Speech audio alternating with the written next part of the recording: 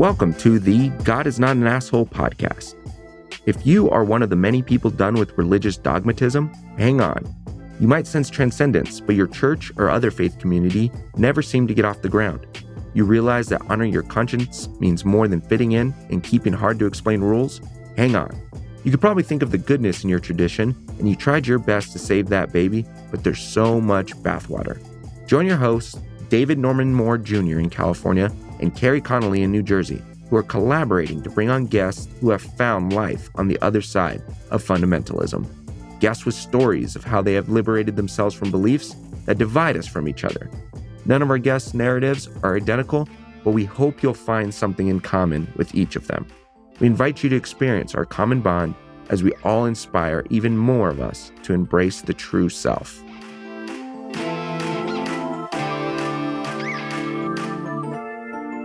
Hey everybody, Carrie and I are here with the Brian McLaren, someone who means a lot to both of us and to many of our listeners. And for those of you who don't know Brian, I'm pretty sure that if you're part of the community that's connected to this podcast, you will be delighted. So Brian, how are you? I am super happy to be with you too. I've been looking forward to this. I'm a big fan of your podcast and happy to be here. Yay. So you just finished another book. Yes. Yeah. And I am intrigued. I know that everyone would love to hear a little about this just based on the title. What's the title?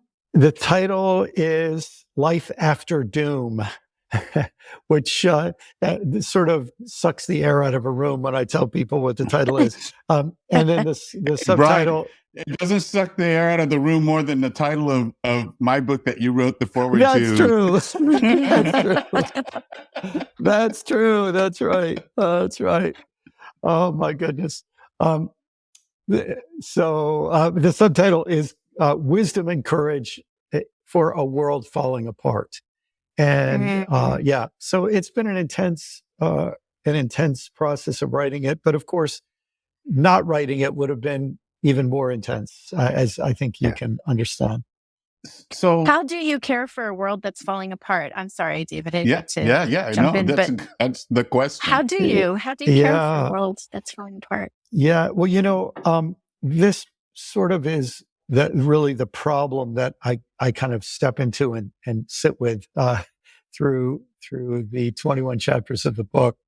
And I think one of the first things is releasing the need to fix it quickly.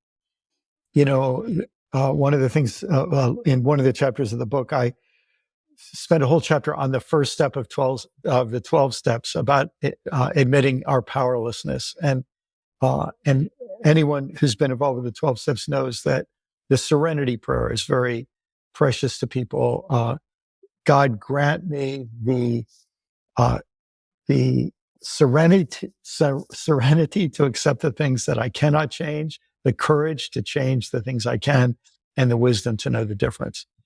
And I think one of our challenges when we face our problems, from racism to the huge economic gap between rich and poor, to the proliferation of weapons of increasing kill power, to our inability to live wisely and lovingly with the planet, and many others, is that people just want to fix it so that they can get back to business. But what if the problem is that business, as usual, is creating the problems? Thank you. Yeah. And so part of, I think, the challenge is to, in a sense, obviously, we can't be apathetic. I think there are so many different routes to apathy and complacency. So one of my challenges in the book was to try to close the doors to apathy and complacency in the many, many different doors, But there's a quote I have in the book from Bayo Kamalafe who says, "What if our response to the problem is a part of the problem. And so I think we're at a place where if we fix the problem in a way that perpetuates the problem, we're going to make the problem so much worse. So what I'm hoping people can do, first of all, to care, is to be willing to let the full gravity of the situation wash over us to the greatest degree that we can. And I think you just pointed out perhaps why for many of us yoga is so important because it's not an overt response, so to speak, to everything, but it is a response and a processing of the realities and the dualities around us. But I so that people, I want to go farther with that, but so that people can connect with you in case they don't know you. I just want to mention that Carrie and I just earlier this week introduced, we interviewed Samuel Kim, who is a therapist whose parents are missionaries, and he's processing how to feel about that. He's Korean American, and I know you two are. Your parents were missionaries. Am I right? Well, it was actually my grandparents. My dad was raised as a missionary kid in Angola. Okay. So, in fact, I remember you mentioned that on an earlier episode, and it was my grandfather who was a super complicated, interesting, fascinating, heartbreaking in some ways person. But yeah. So the question that comes to mind is, you are, to me, a paragon of people who are able to graciously look upon the colonizing past, if you will, and you're able to communicate with people. And one of the features that I've noticed of this podcast, which is still new, I mean, we've only been doing it for less than half a year. One of the things that I've noticed is that the guests always are sensitive and compassionate to the people that they have, that they've changed from, that they've transitioned from in terms of ideology and worldview. And to me, you represent that. The books that you write, it's like Brian is so gracious with everybody. So maybe you can connect us and all of the listeners with what's behind that. How does that happen?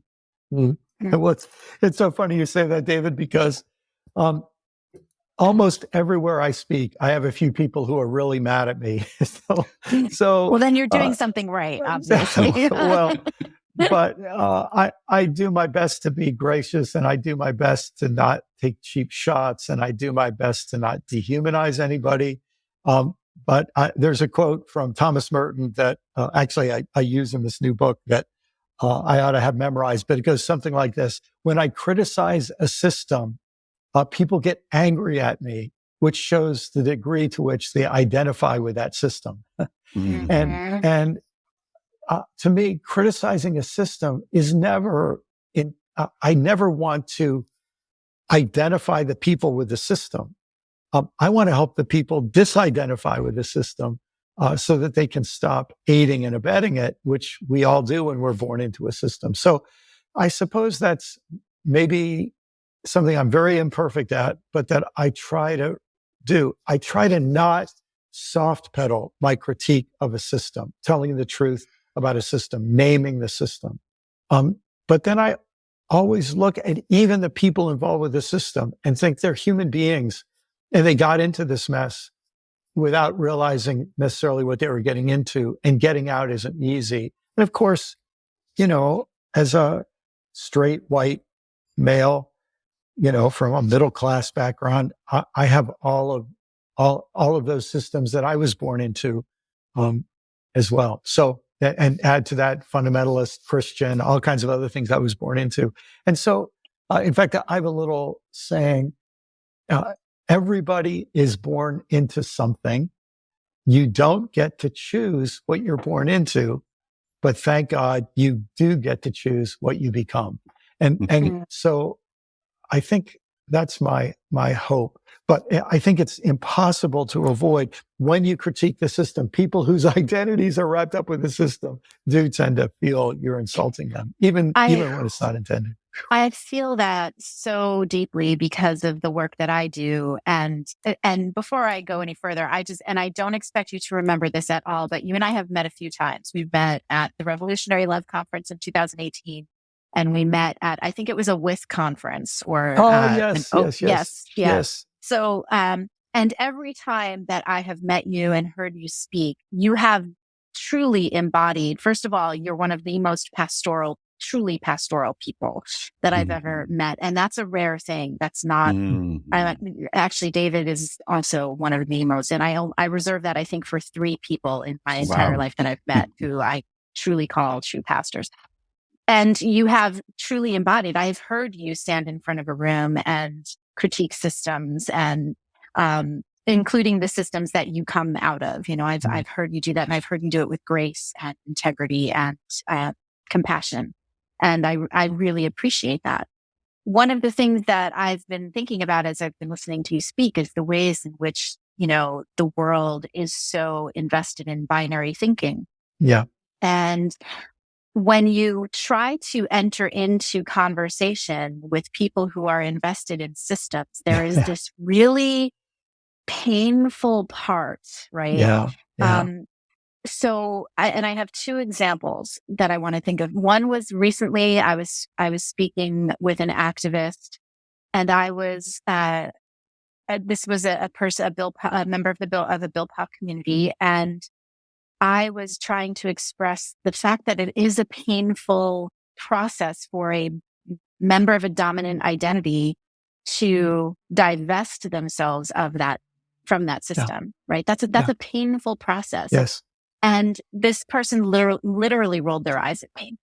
And I get it. I get that pain that dominant identities go through is nothing compared to the pain that has been caused by our dominance. And Carrie, is it kind of painful for someone to roll their eyes when you say something that is so acutely important? Mm-hmm. It is a little painful. It is a little painful. And the point is like, if we don't acknowledge the humanity of identities of dominance, then we are in turn doing exactly the same thing, which brings me to my second example, which just last night I was having a conversation with a law enforcement officer who is, by everything that I can tell, a good cop, right? This is a man who makes good choices, all, you know, in when he is dealing with what he's got to deal with, and he deals with some bad stuff, and he makes good human choices. But not all cops do, right? Not the system of policing is deeply broken. And even that good cop can't always recognize the way that the system he's identified with so deeply is inherently broken. Yes. And that gets into this really gross, messy part of the conversation of when those of us are critiquing these systems. So how do you navigate that? That place of discomfort where you're standing in front of this person who's a good person, who you know truly wants to be a good person, and yet are still clinging to these. How do you help them navigate that? How do you navigate that? Yeah. My goodness. First of all, those examples, I think, ring true. And your point, you know, my wife is among her many talents, she's a Myers-Briggs trainer, and she used to do work in corporations where she would help companies design jobs that would fit actual personalities that exist, right? So many jobs, the way they're defined, no human being has that set of skills.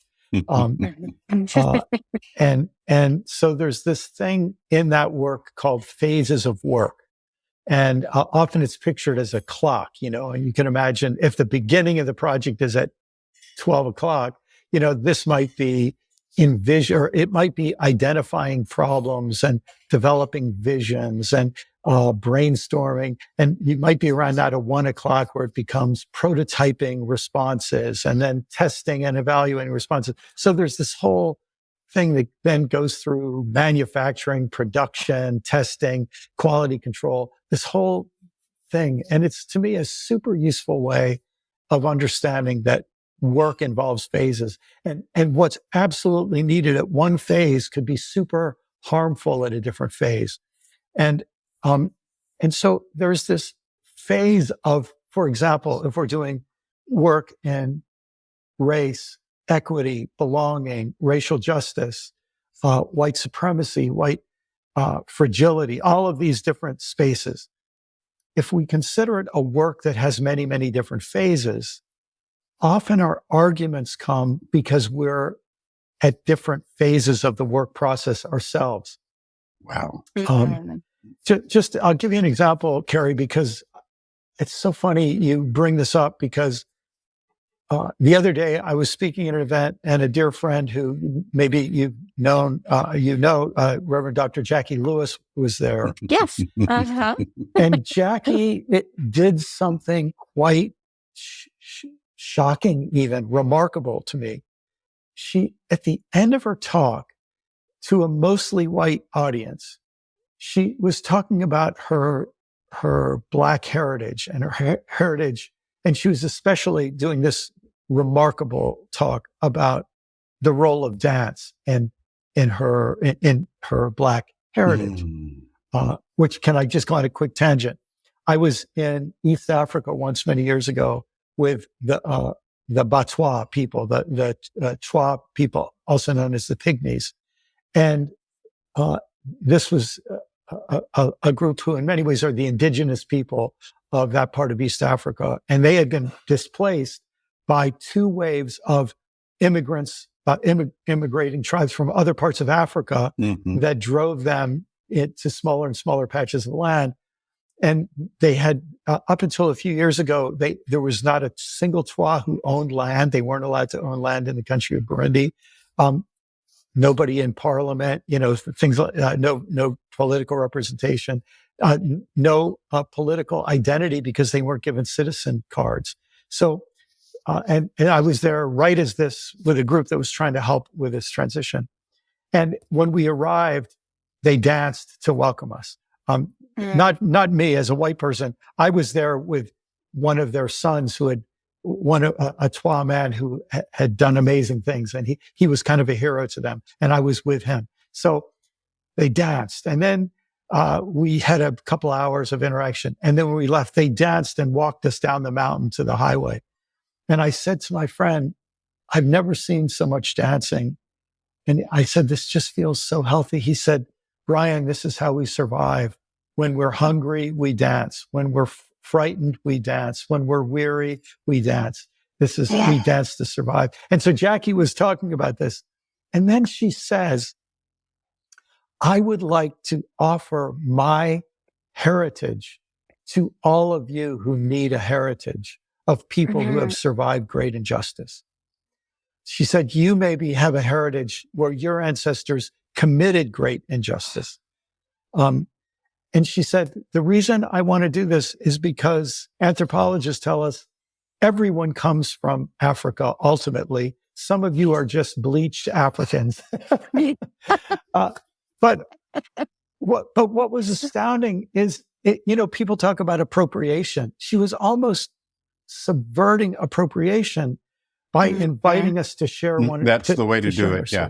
Indeed. And, what you were saying earlier about the phases of work is something that in the work that I do, which is predominantly in anti-racism, I have been thinking a lot about, mostly with white identity and identities of dominance, but I've been thinking a lot about this moral arc of the universe and how this bends toward justice, right? Which implies movement, right? It implies that we are, and so as a collective, I love what you said, that depending on where in the work phase, which work phase we're in individually is going to define the arguments we have, right? Yes. But as the collective, and speaking about our ancestries, I have been deeply impacted by the work of Resmaa Menakem, my grandmother's hands. And he speaks about, the idea of white-bodied trauma can start to look like a personality trait, right? Yes. As it gets passed on, right? So I'm really wrestling with this idea of where we are in this moral arc as we bend toward justice, and white people begin to start realizing, hey, our indigenous practices in Europe were colonized by the Christian church. And what are we going to, like, what's that mean for us? Right. What did we lose? And is that part of why we do the things that we do now?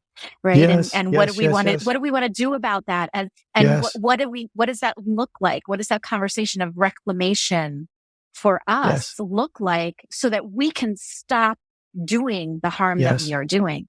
Right. And that is not a conversation that can be had in a tweet or in a soundbite. Yes, that's right. Exactly right. And I suppose part of what I want to very quickly say is that, and I understand why.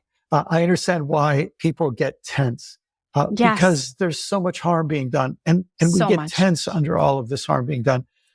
And in fact, the tension and the anger are also part of the process that sometimes sets back the work and sometimes pushes the work forward. But And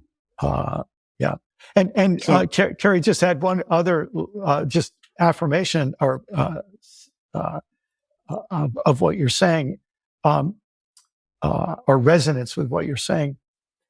In different parts of the country, we're at different parts of the phase of work. And in one part of the country, if you're talking to one person versus another person, you're at different parts of the phase of work. And it's not an easy thing to manage, I think.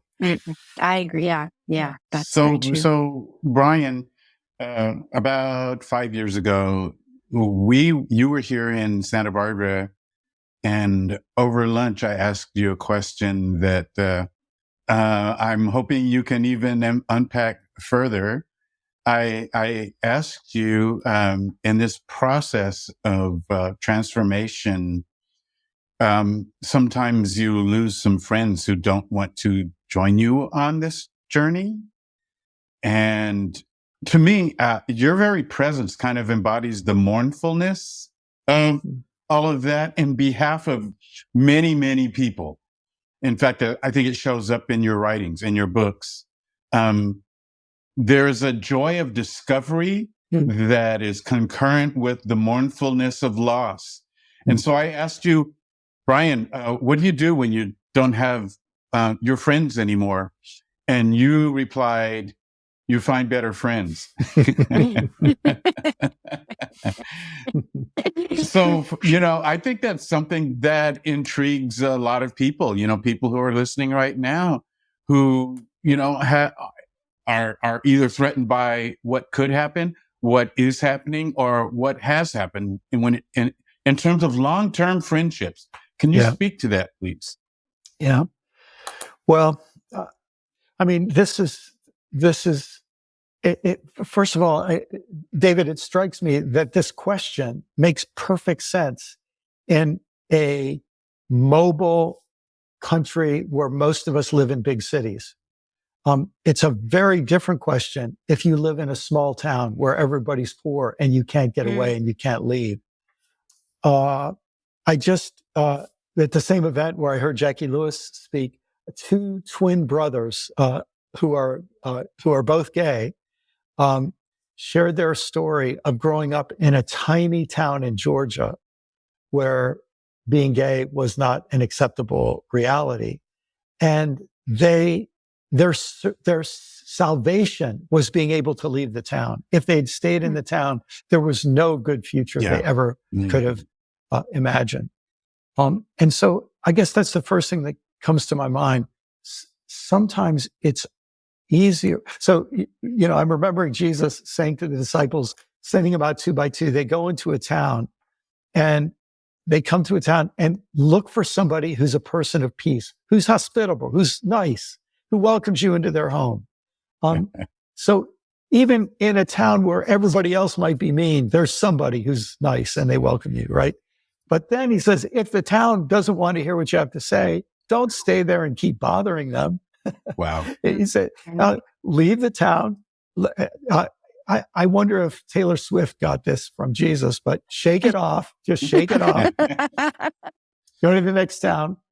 And as you leave, don't say, God damn you horrible people for not receiving my message and rejecting me. May fire and brimstone. He says, tell them, the kingdom of God has come near you too. So it's like, leave with the blessing and move on. And I think that's what we have to try to do. We have to accept if people don't want us around.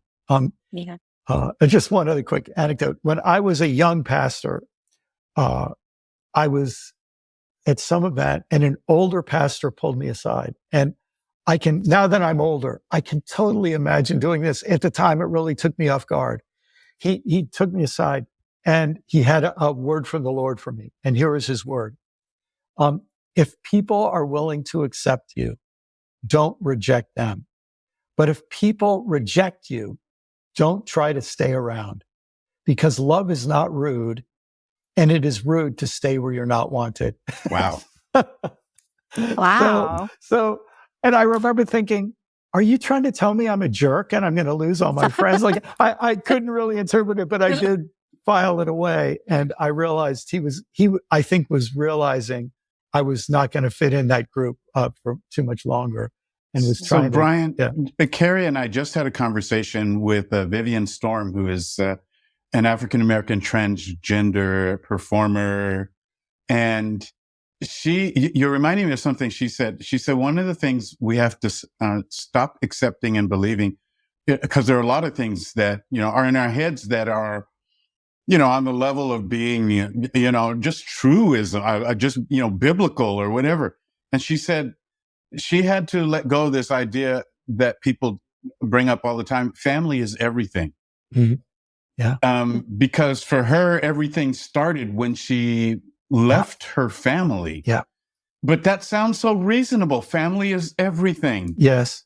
It is until it's not. Like a lot of truisms, it can be so true and it can be so harmful. So yeah, that sounds like right. From the stories that you told about the one guy who pulled you aside, and also the story from Scripture about Jesus. It sounds like some really great examples of healthy boundaries. Yeah, that's what healthy right. boundaries, what Exactly. non-codependent boundaries look like, right? That's exactly right. Yeah. Thank you so much for being here today. We are people who have left behind performance-based religion and the shame that comes with it. Maybe you have a personal liberation story to tell, and we want to know about it. Please contact us on Twitter at GodIsNotAnAsshole or text 805-703-8393, because the world needs to know that God is not an asshole.